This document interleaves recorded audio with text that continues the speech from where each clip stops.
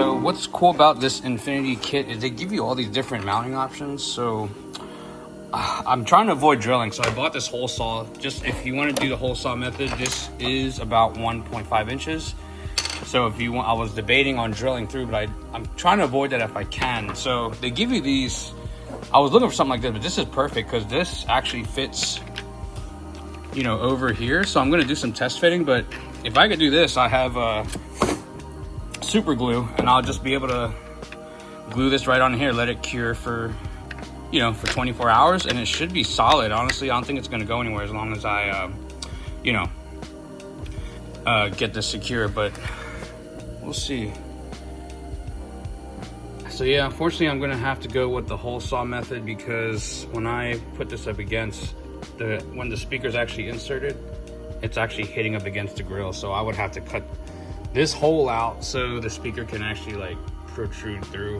So I'm just gonna go ahead and use the hole saw method, and this way it's I can install these guys and lock her in. So that's what I'm gonna do. All right, so this is what we came up with. We got the hole saw in there. It's really tight, not going anywhere. And we're gonna mount the tweeter into this little base plate. See, it's got a little screw, so this goes in here. And as you can see, you can swivel it to the position you want, and then put a little nut on there to lock it in place. All right, and just so you know, they give you these parts right here, this little washer. So this is how you lock it in place once you decide what orientation you want your speaker to be. Also, when installing, see how the tweeters have these little notches right here, which is nice because if you look in this little hole, there's actually little notches there, so you can line them and lock them in place. All right, so it's locked in place. You know, the speakers are clear. And now we can mount this. So here we go, it's got it mounted. This nut is actually a 7 mil, so that's what I use to tighten it. But this is how it sits right now. You know, now that it's in, we can rotate this entire housing because you can only adjust up and down. So I have it angled, you know, towards the driver. So I'm just gonna grab a wrench and turn this whole thing and just kind of angle it towards inwards a little bit, towards the driver. Yeah, and then after that, we can install this little locking ring and should be good to go. And so I tried to rotate this, but it's in here pretty tight and I don't want to chance breaking this at all. So I'm just gonna leave it as this. But when you're mounting the collar, this piece here, just know when you align it, you can change this towards the angle that you want it to face. So just keep that in mind. So I'm just gonna leave this as this for this side, but the other side I'll be more intentional and angle it. But yeah, this little lock ring locks it right in place. It's not going anywhere. And now we can install the harness and plug it in. So this is the speaker harness for the tweeters. It's got the OEM connectors, and then you got your connectors to the tweeters here. So I got it connected. I'm gonna turn on the radio and just test it just to make sure it's working. She's installed, just tested, it's working and it's sounding fantastic. So yeah, so let's do the other side. Should be cake work. All right, so this is the stage. So right now it's pretty tight, and this is where you wanna make sure your alignment is good. So right now, I have this angled towards, you know, the cabin. I may turn it a little bit more inwards, but this is where you wanna make sure it's good, because once it's in, it's hard to rotate because it's so tight, you know, so just keep that in mind. But the orientation is the direction the speaker will, you know, tilt forward or back. So all right, so I definitely did something wrong on the driver's side. See how this is nice and flush, and the driver's side is not flush. So I'm gonna take this out and make sure it's flush. But this is good to go. So we're just gonna test this. Yeah, I gotta put the lock collar on, but yeah, I'm gonna test this. All right, that looks better. Nice and flush the way it should be.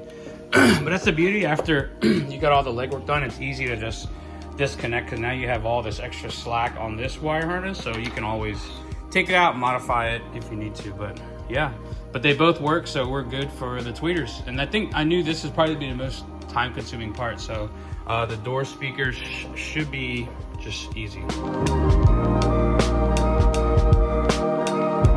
Driver door, super easy. Literally 2 screws over here and 1 on a door handle, and she's off. It looks like we just got 3 Phillips head or 10 mils possibly. So here's the speaker comparison. The front and rears are the same. So here's the Infinity right here. Got those guys on the back. And here's the OEM. All that is a connector there. This is the harness that Crutchfield sends you. This 728109. So this should plug into that factory plug. And then bracket. So we're gonna mount this to the bracket first, and then we'll make sure this is aligned to connect with the OEM connector, which is facing up. So as you can see, this is the OEM connector here for the speaker.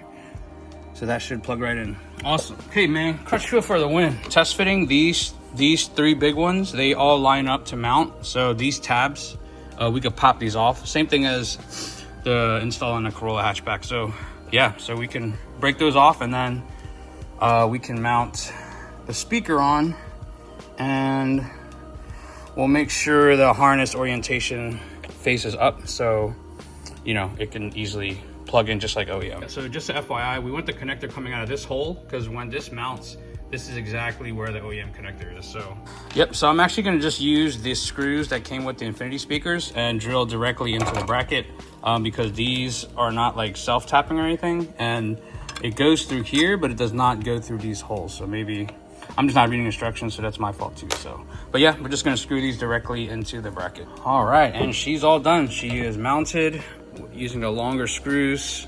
So you can see it was, you know, just the right length too. They protrude right through.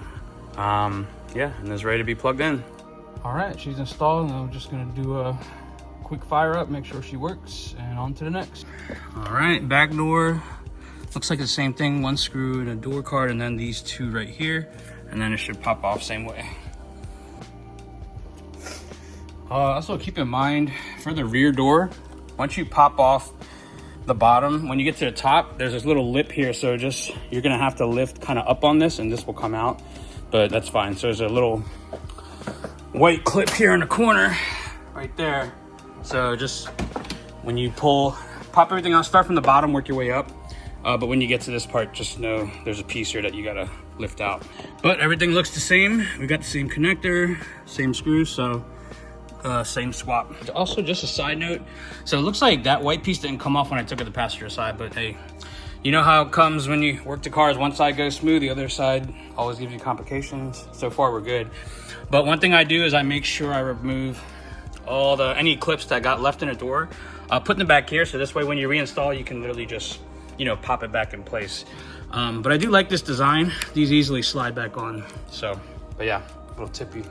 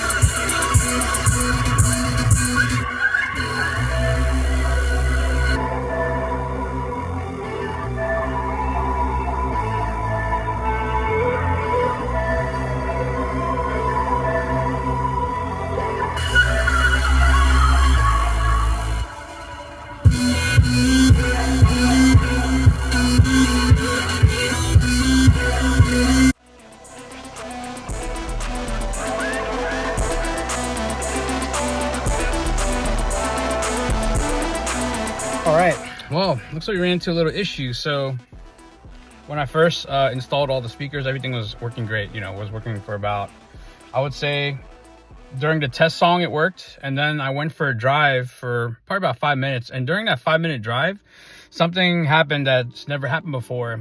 And so while I was driving, the audio completely cut off. So, you know, the audio would cut off and I can still turn the volume, but no sound was coming out. So right now what happened, you know, so I lost, you know, audio, but see the volume knob does work. So let me see, I'm gonna try to change the source. So I'll just go to radio. Okay, so like, see the volume works, but there's no sound coming out. So, and what happened was it cut out twice, and all I did was reboot it by holding down the, you know, the power button and letting it restart. And then when it came back on, the sound, you know, came back on, but it only worked for a little bit. So that worked twice. So the third time it happened, once it cut off, it never came back on at all. So at this point now, I contacted Crutchfield. They told me to go ahead and test each speaker. Yeah, see, there's no sound. So it's making me think that the amp is in, you know, protect mode right now, and due to this, probably a bad speaker. So what I'm gonna do is I'm gonna actually unplug each one and then reboot the head unit and then see if the sound comes back on. But what I'm gonna do is I'm probably gonna replace the door speakers anyways to OEM back, just so it's all factory, and see if the same issue still happens with the factory speakers, and then that'll help me really determine, you know, if it's the speakers. But what's crazy, because they're all working fine, but I do have a way to test the speakers themselves too, to make sure that they are functioning correctly. So I'm going to try that as well. But for now, I'm going to test take each one by one again and test it out. Here's what I'm doing right now. I'm testing the speaker. So what you need is basically like a battery, and I got these alligator clips. So we're testing to make sure the speaker works, and in addition, we want to see the you know, the speaker functioning. So when I connect to the power, the speaker should be pushing outwards. If it's pushing inwards, then that means the, you know, the positive negative are actually mixed. So that's a good way to test it. But I already know the bigger one is positive and the thinner one is negative. So I'm going to test this one and just show you guys what it's supposed to look like when it's functioning. So let's see, negative.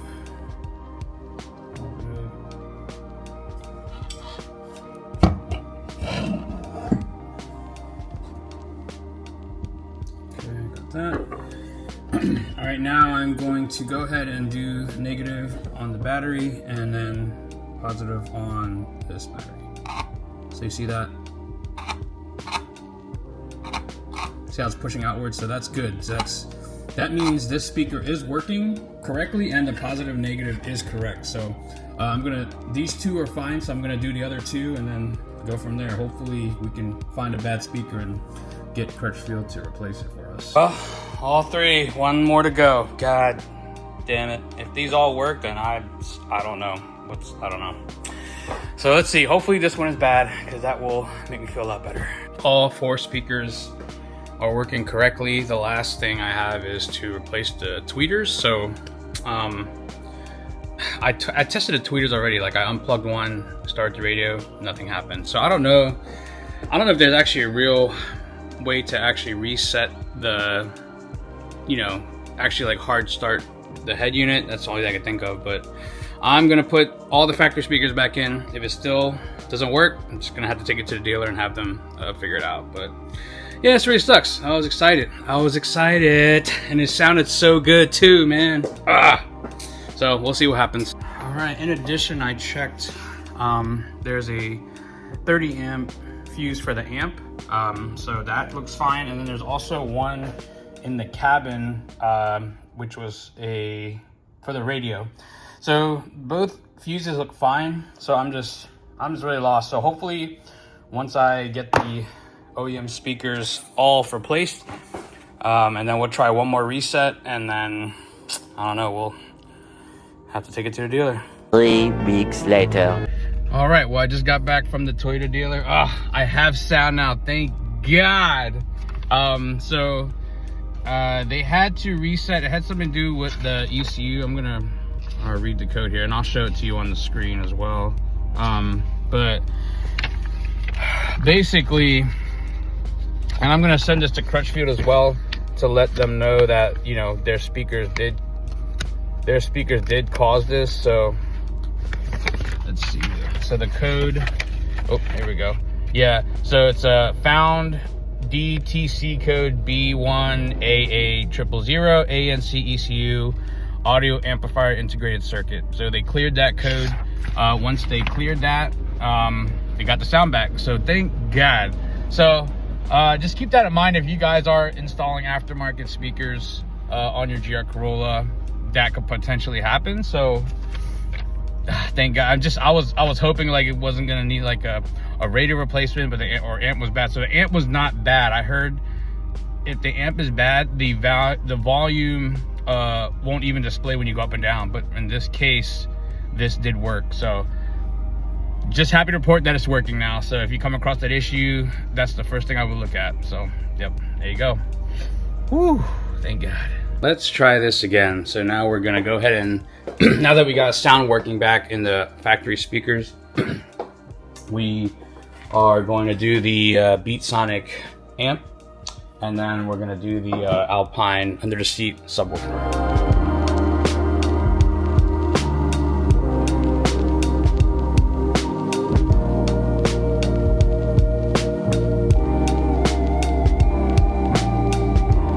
So got the power wire going through all the wires. Last thing is the ground, so we gotta find the ground, but I have it running through here, underneath, and